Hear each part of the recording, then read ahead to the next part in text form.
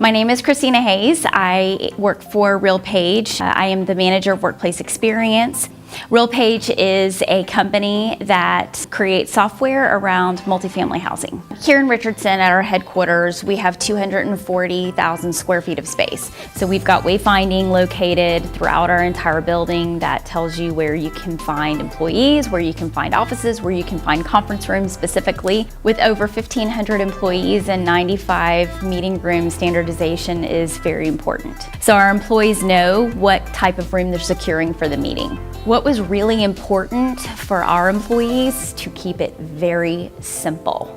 And the more simple you have it, the less frustration people have and the more success they're gonna have inside the room. Keeping it simple here at RealPage requires us to use automation, and it really helps to make sure that things are up to date so that when a room is being utilized, it is showing that it's utilized not only on the Crestron screen outside, but also should show up in Outlook that the room is being used. If there was a meeting room that was scheduled on an ongoing basis and either maybe an employee left the company or maybe they needed to go out of the office and so the meeting room wasn't used, because we have these beacons that are here on the ceiling, within the first 15 minutes, if the room is not occupied, the meeting will be canceled for that hour.